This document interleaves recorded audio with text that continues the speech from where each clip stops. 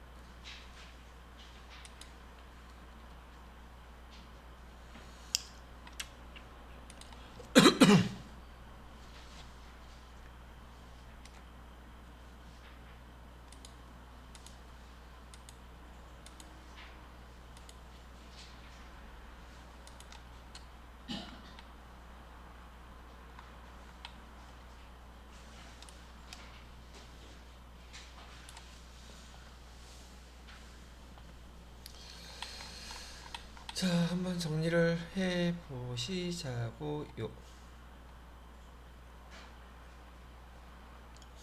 자, 여러분이 그 연말정산 관련된 화면을 보시게 되면 여기 왼쪽에 있는 칸은 우리는 소득공제라고 부르고, 오른쪽에 그 산출세액 나온 다음부터는 세액공제란 용어로 부른단 말이죠. 그래서 용어를 먼저 구분하실 줄 알아야지 돼요.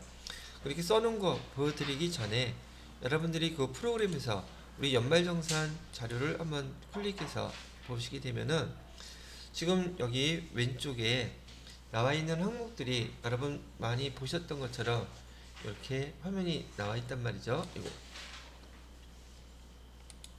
연말정산과 관련된 화면이 나와 있는데, 지금 여기에서 여기 입력하시는 칸에 이 왼쪽에 있는 것들은 다 소득공제에 해당되는 것들이에요. 그래서 용어 자체를 소득공제. 그러면 여기 소득공제 기본적인 게 근로소득공제가 있고, 그 다음에 기본공제, 그 다음에 추가공제, 정식 명칭은 추가소득공제예요. 소득공제란 말은 우리 소득 있는 금액에서 발생한 비용 금액을 그대로 빼는 것을 소득공제라고 부르고요. 여기 오른쪽에 있는 파트에 있는 것은 세액공제라고 불러요. 세액공제는 왜 세액공제란 말을 쓰게 되느냐면, 소득 과세 표준이 나온 다음에 산출 세율을 곱해가지고 세금 내야 될 금액을 계산했기 때문에 그 다음부터는 소득공제라면 안 되죠. 쓴 비용에 대해서 일정한 세율을 곱한 세액을 빼줘야지만이 똑같은 세액끼리 계산이 될 수 있어서 차변에 왼쪽에 있는 항목들은 그래서 우리가 소득 공제인지 여기 세액 공제인지 이거를 갖다가 잘 구분하셔야 돼요. 소득공제 안에도 특별소득공제가 있고요. 세액공제도 특별세액공제가 있어요. 특별세액공제에 해당되는 게 여러분이 연말정산하실 때 보험료라든지 교육비라든지 의료비라든지 기부금이라든지 이런 게 다 특별세액공제예요. 그냥 알고 계시는 것 같아서 하나 여쭤보긴 하는데, 여쭤보는 게 아니라 지금 여러분들 나이에 부양가족이 많이 없고 나 홀로 지금 세대주가 돼 있거나 나 혼자 그 세금을 계산한다면 보편적으로 여러분 소득공제나 세액공제 받을 금액들이 많이 없죠. 그럴 때는 뭘 선택하는 게 좋아요? 기본 세액공제. 기본 세액공제는 13만 원이거든요. 그럼 얘는 어떻게 여러분이 계산할 줄 안다면 일일이 다 계산해보고, 내가 지금 한 달에 예를 들어서 한 2만 원씩 3만 원씩 3만 원이라고 가정하고 세금을 낸다고 하면 매달 12개월 동안 36만 원을 내겠죠. 그 중에서 연말정산을 해보니까 내가 그 특별소득공제나 특별세액공제 다 합쳐서 그 공제받을 수 있는 금액이 예를 들어서 10만 원밖에 안 돼요. 그러면은 지금 10만 원을 공제받아서 저기 결정세액 나온 거 그거를 선택하는 게 나을까? 아니면 표준세액공제를 선택하게 되면 세액이 13만 원이 공제가 돼요. 그게 더 나을까? 요 계산해 보셔야 된단 말이죠. 근데 보편적으로 혼자인 경우 여기 여러분들이 지금 현재 나이에서 우선 보험료 나가는 거 연간 100만 원 넘게 나가기도 쉽지 않을 것이고, 그 다음에 교육비, 여러분들이 교육비 낼 일이 없겠죠. 부양가족이 없을 테니까 보편적으로. 그 다음에 거기 의료비 안 아플 테니까, 건강하잖아, 젊으니까. 그건 세액공제 받을 게 거의 없어요. 그렇다고 신용카드를 그냥 빵빵 쏘대요, 몇천만 원씩? 그것도 아닐 거잖아요. 그러면 저기 주택을 마련하기 위해서 청약저축을 들어가면 몇백만 원씩 들어가요? 그것도 또 아니죠. 그러다 보니까 여러분이 스스로 계산해서 그 금액이 표준세액공제 받는 것보다 적다고 생각이 되면 다른 거 특별소득공제나 특별세액공제 받지 않고 표준세액공제를 신청하게 되면 돈 환급받을 금액이 훨씬 늘어날 가능성이 높다는 얘기예요. 아시겠죠? 그런데 나중에 이제 세무일급 과정에서 또 얘기가 나오면 그때 한번 얘기는 해드리겠습니다. 지금 제가 얘기해드리고 싶었던 것은 소득공제라는 용어하고 세액공제라는 용어하고 구분해서 사용하시라고 제가 그 얘기를 해드린 겁니다. 자, 여기 보면은 어떤 게 또 특별소득공제예요? 이것도 모르시는 분 있으시더라고요. 배웠다면 또 아는 척을 해야죠. 여기 왼쪽에 보시게 되면 특별소득공제라고 해서 해당되는 것이, 여러분 그 건강보험료, 고용보험료 내는 거 있죠? 4대 보험료 얘기하는 거예요. 그 금액. 그 다음에 주택 관련돼서 주택 임차 차입금이면은 그냥 우리 대출금, 저기 뭐죠? 전세자금 대출이라고 생각하시면 돼요. 여기 첫 번째 34번에 해당되는 것은 뭐라고요? 전세자금 대출.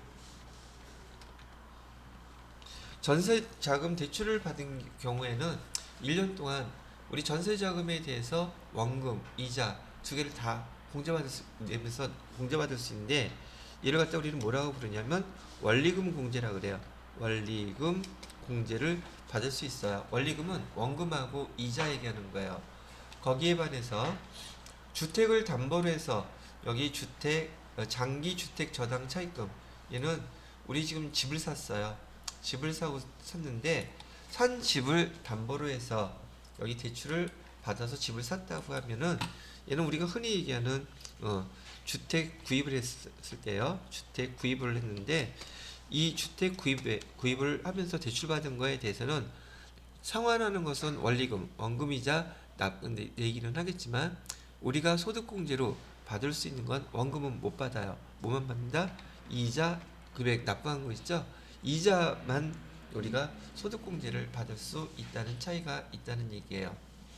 자, 그래서 특별소득공제 칸에 보시게 되면 요 세 가지가 여러분들한테 특별소득공제에 해당되는 것입니다. 얘기해 드리는 것이고요. 그 다음에 오른쪽에 보시게 되면 특별세액공제라고 여기 써져 있죠. 특별세액공제는 여기 연금, 뭐죠? 보험료, 의료비, 교육비, 기부금까지를 갖다가 특별세액공제라고 부르는 거예요. 그래서 요 특별자 붙은 거, 얘를 안 받는 대신에 금액이 얼마 되지 않는다고 하면은요, 요 두 개를 갖다가 싹 무시를 해버리시고 대신 뭘 신청하면 된다? 여기 밑에 보시게 되면, 아이고, 요 밑에 65번이에요. 표준세액공제라고 되어 있죠. 이 표준세액공제가 여기 계산된 금액의 13만 원이에요.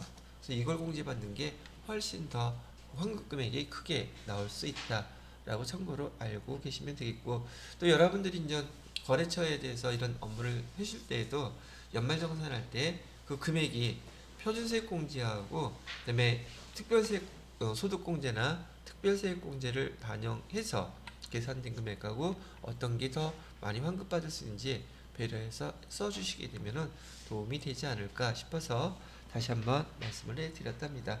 물론 벌써 하고 알고 계시는 분도 있겠지만은요, 정리하는 차원에서 다시 한번 설명을 해드렸어요. 자, 그러면 구분 내용을 한번 다시 정리를 해보게 되면, 자, 여러분들이 이제 생각하셔야 될 거 하나씩 그 소득공제부터 보면서 넘어갈게요. 소득공제에서는 지금 여기 총 급여액이 나왔죠. 아, 요것도 지금 앞에서 여러분들이 그 소득세 이론을 갖다가 지금 설명하지 않았기 때문에 잠깐 여기 설명부터 하고서는 넘어가도록 할게요.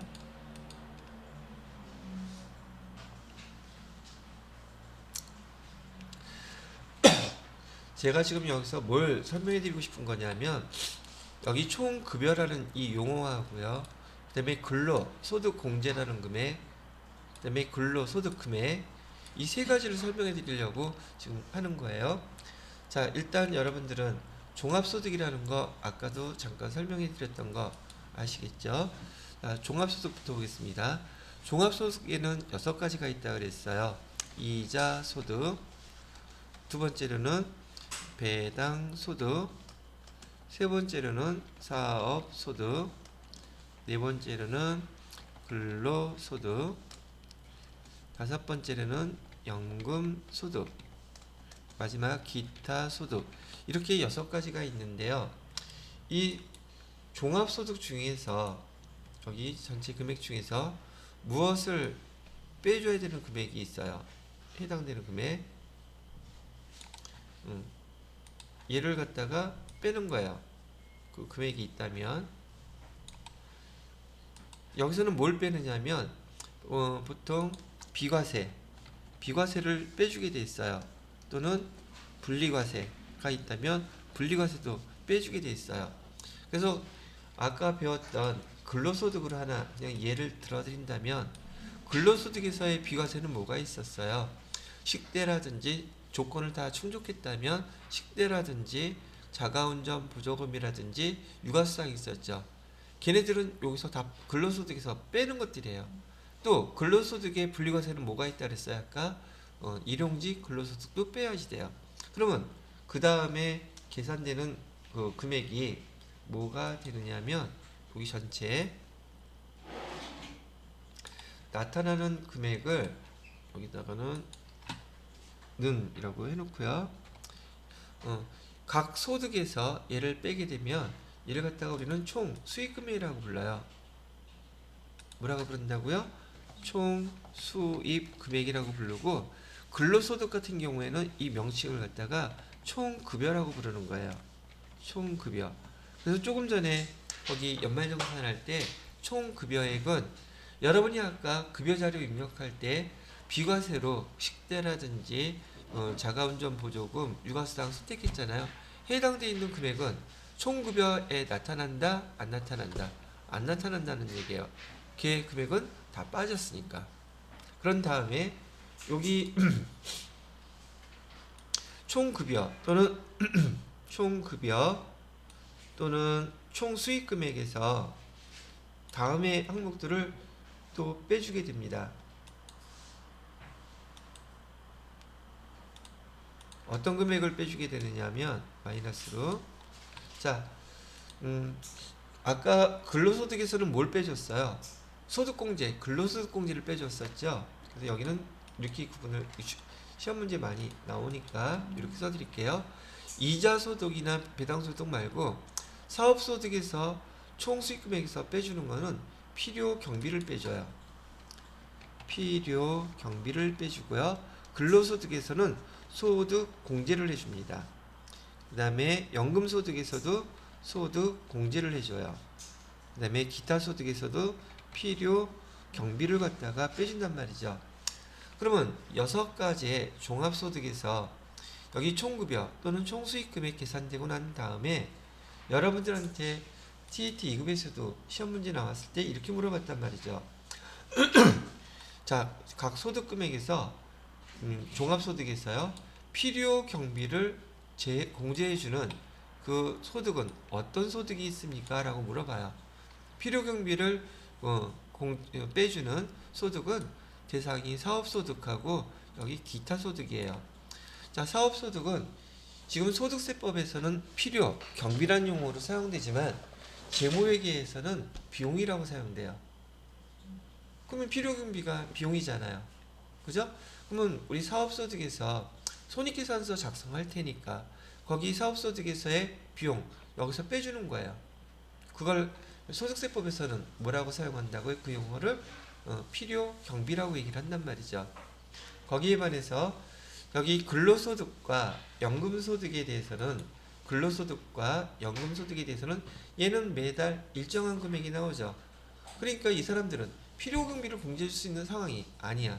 그래서 일괄적으로 일정한 퍼센테이지만큼 뭘 해준다? 소득공제를 해줘요. 그래서 여러분 급여도 소득공제, 그래서 연말정산할 때 소득공제 금액이 발생하는 거죠. 자, 다시 한번 정리하게 되면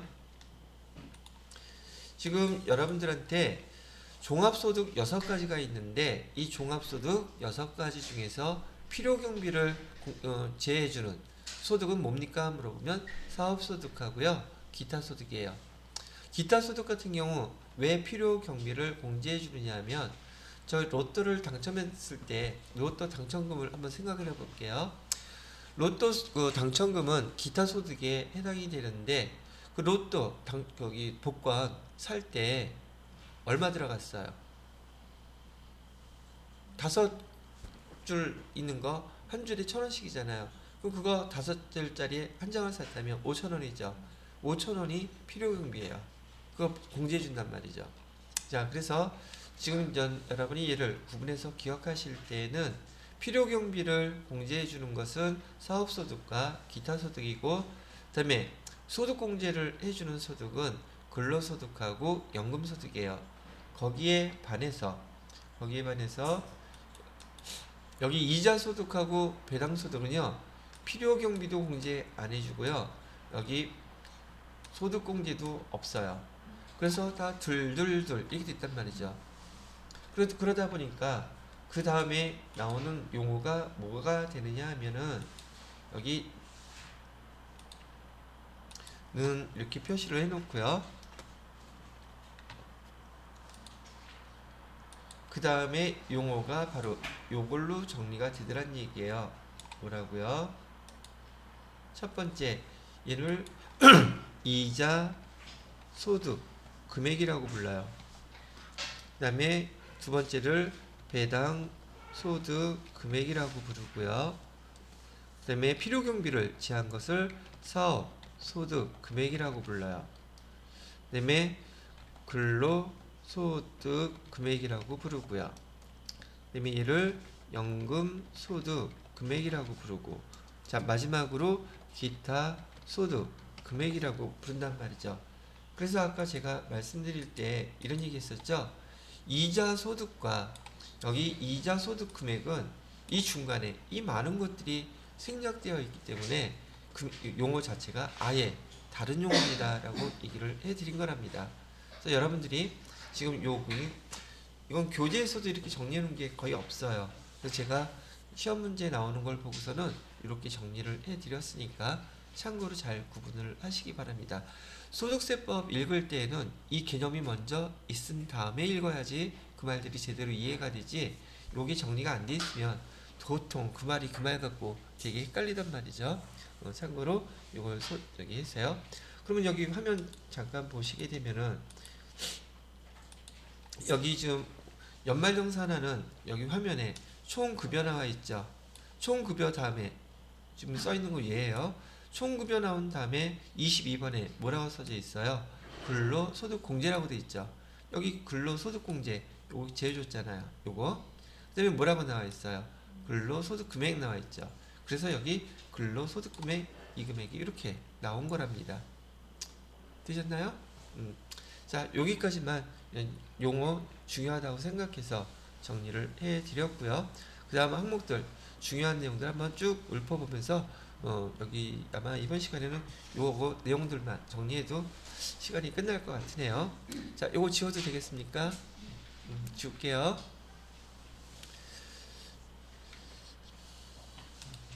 자 그래서 지금은 총급여와 근로소득공제 근로소득공제는 몇 %씩 공제 그 세율이 낮아질까요? 높아질까요? 공제하는 것은 소득이 많은 사람일수록 공제율이 낮아질 것이고 공제를 해주는 거니까.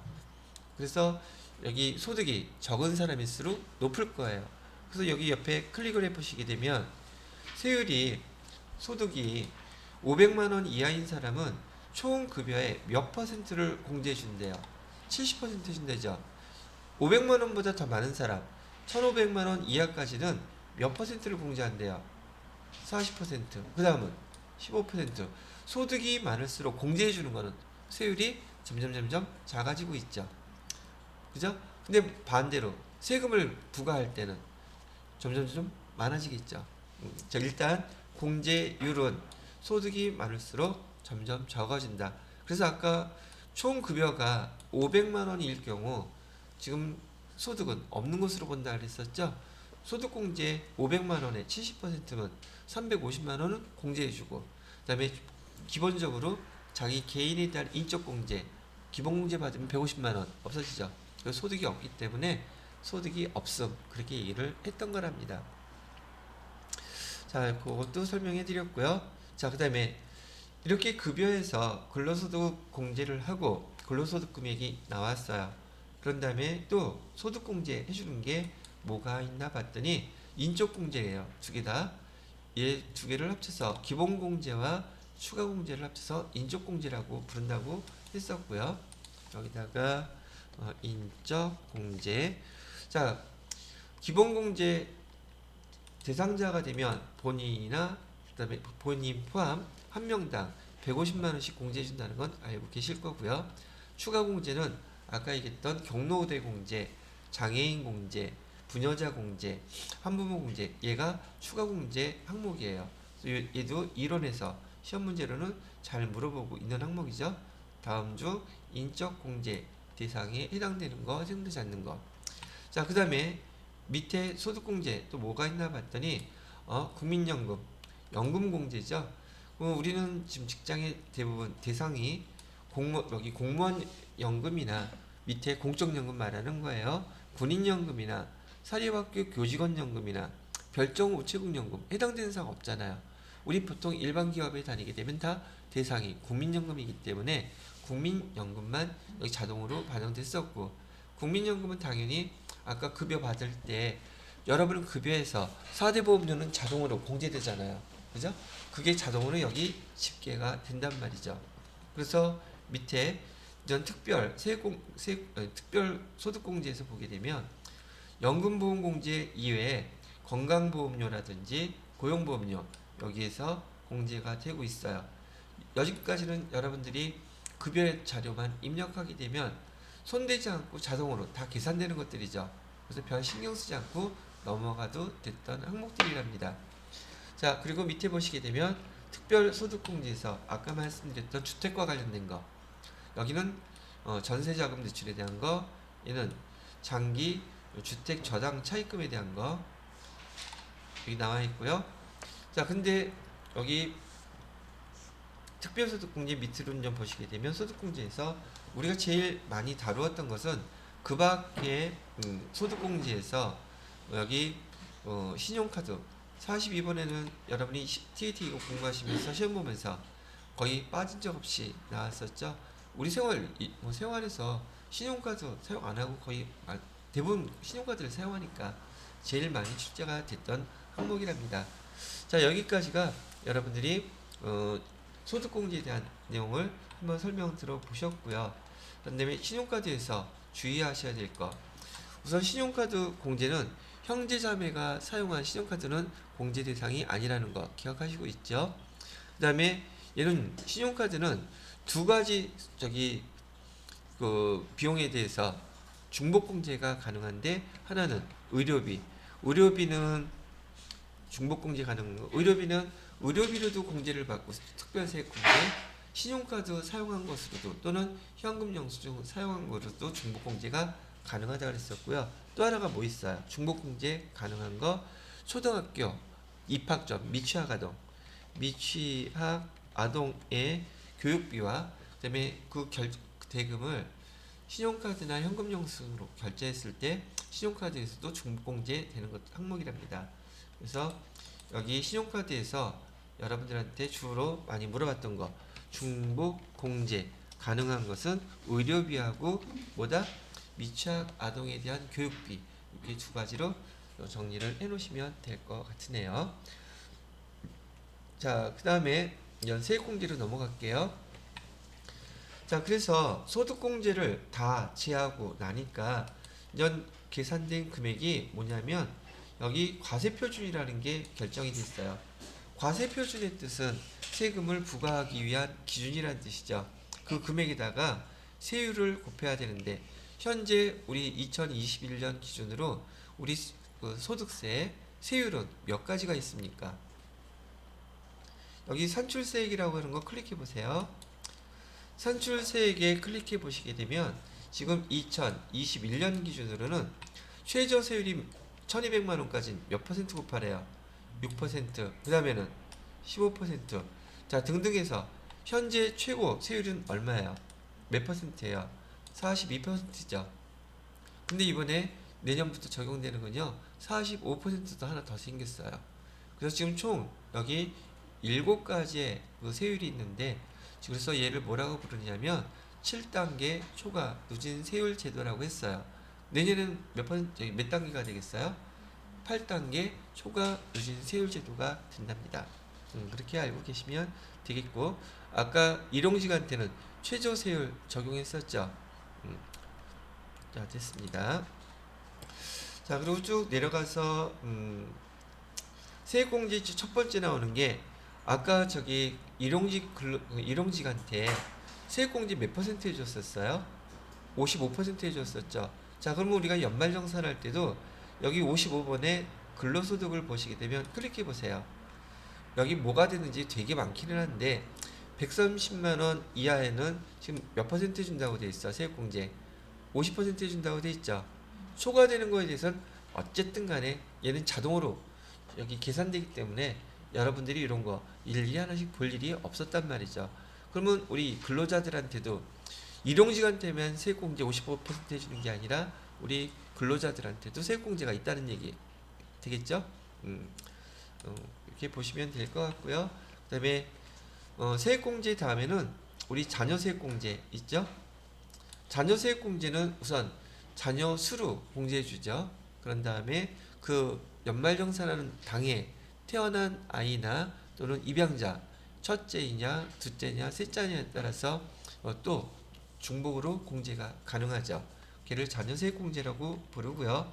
그 다음에 여기 밑에 연금계좌라고 되어 있어요.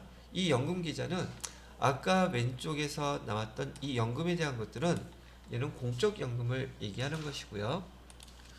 여러분이 월급에서 띄는 공적 연금에 대한 것이고, 여기 지금 자녀세액공제라고 나와 밑에 있는 연금 계좌의 공제는요, 얘는 사적 연금을 여기서 얘기하는 거예요. 그래서 사적 연금에 대한 것들을 여러분들이 여기서 입력들을 하셨어요. 그런 다음에 아까 얘기했던 특별세액공제, 특별세액공제에는 여러분이 연말정산할 때 자격 시험이 있던 실무에서 제일 많이 입력해야 되는 항목들이 여기 특별세액공제들에 해당되는 것들이었었죠. 그래서 여기 특별세액공제에는 보험료, 그 다음에 의료비, 교육비, 그 다음에 기부금 크게 이렇게 나누어진다는 것도 아마 보셨을 거예요. 입력했던 것들이요. 자, 그런 다음에 여기 위에 보시게 되면 탭들이 있어요. 탭에는 정산명세, 소득명세, 소득공제, 의료비, 그 다음에 기부금, 신용카드 쭉 나와 있는 것들 다 연습을 충분히 해보셨기 때문에 굳이 이건 설명하지 않아도 되겠죠? 필요해요? 별로? 자, 됐습니다. 자, 그러면 기본적인 거 한번 쭉 훑어보고 말씀을 드렸으니 여기 자료를 보고서 자료는 385페이지에 연말정산 근로소득 원천 징수 영수증이라고 되어 있고요.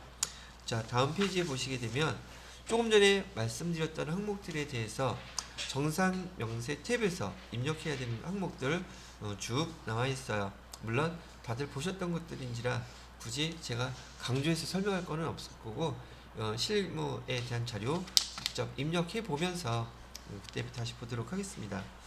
혹 지금 이거 보시다가 여기 소득, 여기 연말정산에 대해서 지금 386페이지 하고요, 387페이지 388, 그다음에 389페이지까지가 지금 이 화면에 대한 설명들이 각각의 내용들마다 설명이 되어 있거든요.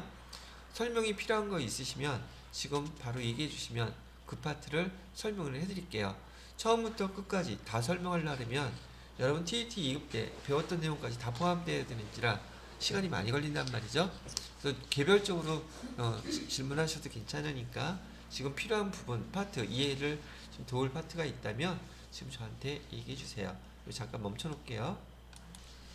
자, 이제 질문사항 없다고 하니까 여기 인사급여에서 교재는 392페이지에 실무 수행 내용을 갖고서는 한번 입력을 해보도록 할게요. 문서 작성. 다음 시간에 이거 해야 되겠구나. 자, 다음에 제시되어 있는 김진아 씨요. 김진아 씨의 연말정산 국세청 제공 자료와 증빙 자료를 보고 소득명세, 소득공제, 기부금, 연금명세, 정산명세 하여튼 다 작성하래요. 종전근무지도 나와 있죠.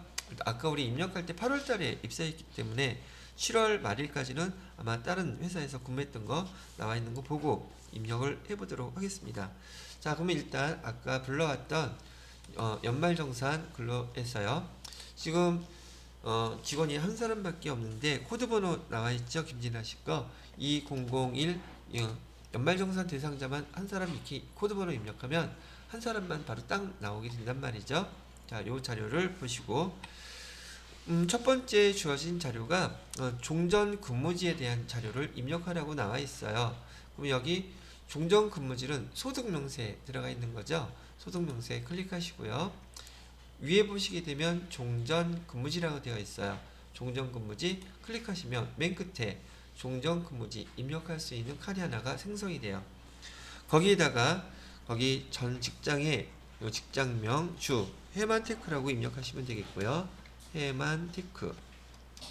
그 다음에 사업자 등록번호도 21181 21429 입력해 주시고요. 자, 급여는 1,600만원 받았대요. 그 다음에 상여금은 1,400만원.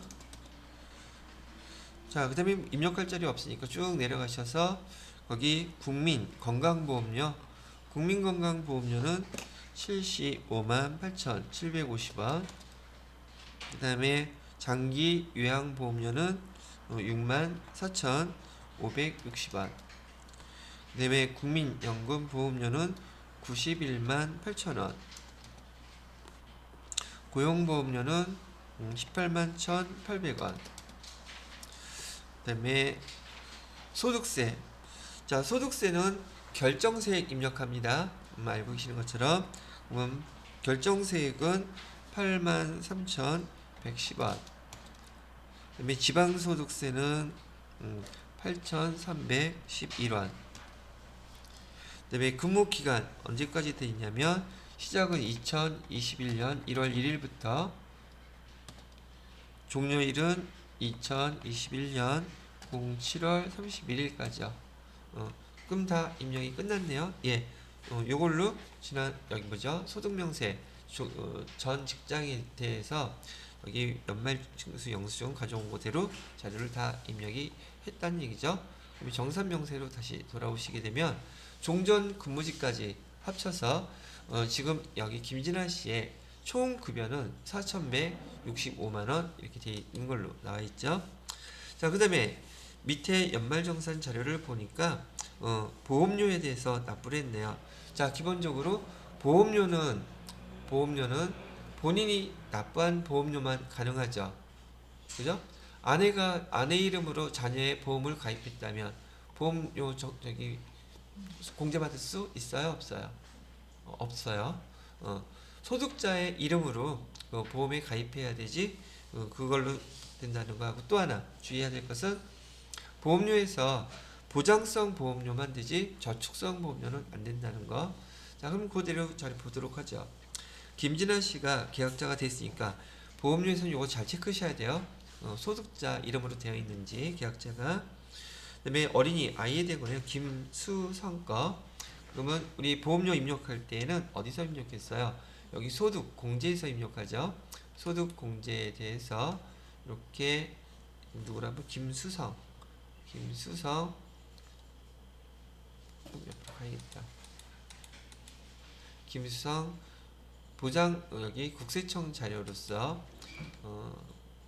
거 금액 얼마? 40만원 보험료 납부한 거 입력해 주시면 되겠죠? 보장성 보험료니까. 자, 그런 다음에 다시 정산 명세로 와서 이거 하나씩 입력하고 확인해 보시는 게 좋아요. 그래서 여기 보장성 보험료 40만원에 대해서 12% 계산하니까 48,000원 공제되는 금액 계산됐죠? 그 다음에 393페이지에 교육비를 보시면 교육비 누가 어디 있어? 교육비도 어디서 입력해야 돼요? 소득공제에서 입력하죠. 그래서 교육비 쭉 보시게 되면은 강성수 여기 직계 존속거네요. 직계 존속에서 대학교라고 되어 있고 사이버 대학 다니시는데 직계 존속의 교육비는 여기 공제되지 않죠. 그러니까 얘는 입력할 필요가 없다. 오케이. 그다음에 또 교육비인데 이번에는 김수지 거죠. 김수지도 교육비 지금 어디다 있나? 고등학생인데 아까 소득 있었잖아요. 여기 교육비도 나이 제한은 없지만 소득에는 제한이 있죠. 소득 있는 사람은 교육비 공제 해당이 없으니까 얘도 입력할 필요 없다. 자, 그다음에 다음 페이지 보면 교복 구입비도 교육비죠. 근데 아까 소득 저기 있기 때문에 교육비 공제 안 해준다 그랬죠. 그러니까 이것도 입력할 필요가 없네요. 자, 그다음에 밑에 보시게 되면 장기주택 저당차입금 이자 상환액이라고 되어 있죠. 이자만 해당된다 그랬어요. 이 어디서 입력해요? 여기 정산 명세에 보시게 되면 주택에 관한 거는 소득공제예요. 소득공제. 그리고 거기 가입한 날짜를 한번 보시죠. 차입일 언제 빌렸냐 봤더니 2012년에 빌렸네요. 그죠? 그럼 여기 화면에 보시게 되면은 2012년 이후 나와 있죠. 그 다음에 20년 고정금리 비거치식 고정 비거치 여기네요. 그래서 여기를 클릭 띵 하게 되면은 여기 칸이 딱 선정되어 있죠. 따지지 말고 그냥 100만 원만 여기다 그냥 입력하면 끝나요. 아무것도 할 거 없어요. 종목이 뭐 많아서 그렇지 뭐. 자, 그러면 그 자리도 끝났고 395페이지에 보시게 되면 지금 퇴직연금이라고 나와 있죠. 퇴직연금은 사적연금에 해당되는 것이에요. 그래서 김진아 씨가 퇴직연금에 가입을 했는데 이게 계정이 뭐가 나와 있죠? 퇴직연금. 자, 화면에 보시게 되면 아까 사적연금은 여기 퇴직연금에 관련된 항목이 여기 있다 그랬었어요. 그죠? 퇴직연금은요, 정확히 얘기하면 58번에 근로자 퇴직급여 보장법에 해당되는 거예요. 근데 여기는 누르기만 하면 다 떠버리니까 청칸에다가 퇴직연금 되어 있는 거 근데 명칭이 똑같아야 돼요. 퇴직연금 눌러주시고 금융회사는 우리은행이라고 되어 있네요. FE 눌러서 우리은행 선택해 주시고 계좌번호 주어졌죠. 계좌번호가 몇 번입니까? 되게 길어요. 1, 2, 3, 4, 5, 20, 45, 78. 그다음에 불입금액은 50만원 그대로 입력해 주시면 끝납니다. 그다음에 확인 누르시면 되겠고요. 그럼 여기 근로자 퇴직급여 보장법에 의해서 지금 1년 동안 납부한 금액은 50만원인데 세액공제로 얼마를 받고 있어요? 75,000원 받고 있다. 됐고요. 그 다음에 기부금 나왔네요. 기부금. 자, 기부금은 여기 위에 화면 탭을 누르시게 되면 기부금 탭 누르셔서요. 관계는 누가 냈나 봤더니 본인이 냈네요. 클릭하셔갖고 본인. 그다음에 사업자 등록번호 주어졌나요? 예, 주어졌어요. 138-83-016-32. 상호는 선거관리위원회. 선거관리위원회. 유형코드를 보니까 여기는 정치자금이죠. 선거관리니까 정치자금 코드번호는 맨 밑에 보면 20번이라고 되어 있어요. 20 누르면 정치자금은 건수는 한 건. 그 다음에 기부대상 금액은 15만원 입력됐고요. 자료는 국세청 거 맞아요. 금전 됐고요. 자, 두 번째 것도 본인 거죠. 여기 본인 거 선택해 주시고요. 그다음에 사업자 등록은 대한적십자사에 기부했네요.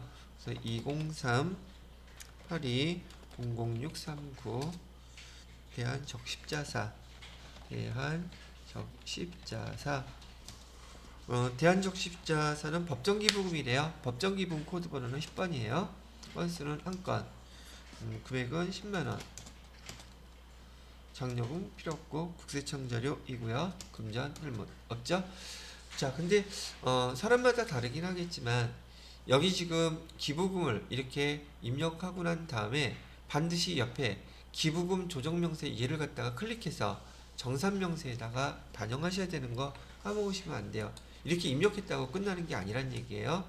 여기 기부금 조정명세 누르시고요. 여기에서 여기 정산명세로 반영되게끔 여러분이 키를 한 번 더 눌러주셔야 되지, 이것만 입력하면 끝 아니라고요.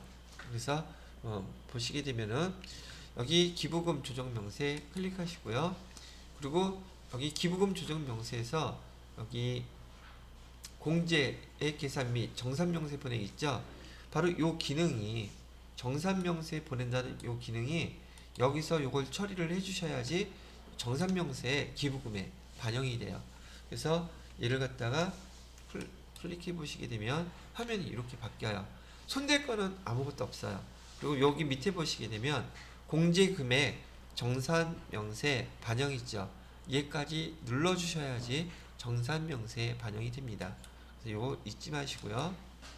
그런 다음에 다시 정산명세를 보시게 되면 기부금에 여기 10만원 이하, 10만원 초과, 그 다음에 법정기부금 대한적십자사에 낸 거 이렇게 따로 구분이 돼서 반영이 되어요. 그래서 요것만 주의하시면 될 것 같아요. 자, 그 다음에 맨 마지막에 강성숙, 여기 어머니가 기부하신 거죠? 똑같이 기부금 소득공제 클릭하시고요. 기부금이 여기가 아니지, 잘못 눌렀음. 자, 기부금에서요, 맞는데? 해당 연도 여기 눌러야죠. 더블 클릭해서 강성숙 선택해 주시고요. 거기 사랑교회에다가 기부하셨네요. 사랑교회. 그럼 사업자 등록번호는 10682 99 369. 그다음에 사랑교회. 그다음에 여기 종교기부금이죠. 종교는 41번. 건수는 1건. 금액은 30만원.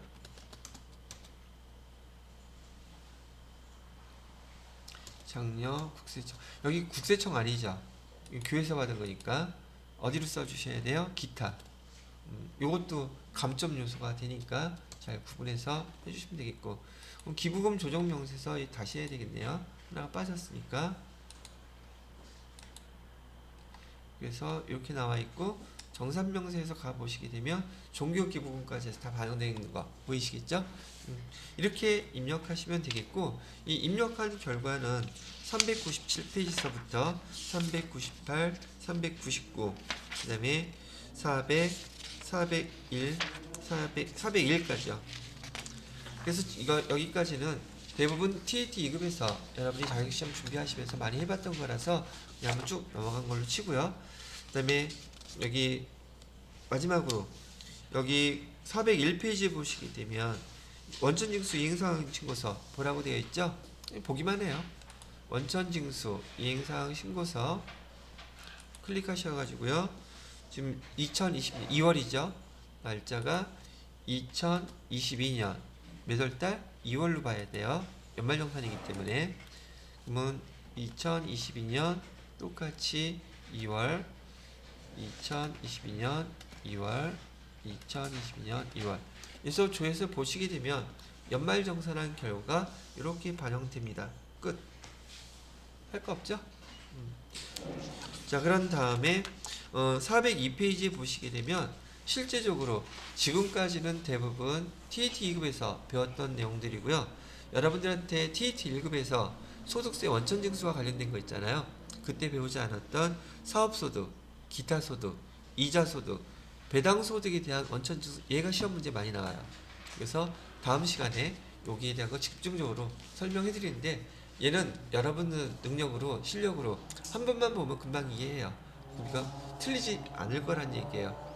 그래서 여기 여러분 프로그램 사용하면서 TET1에서 입력하는 거 다음 시간에 해보도록 하겠습니다. 자, 수고 많으셨고요. 오늘 수업은 여기까지만 하도록 하겠습니다.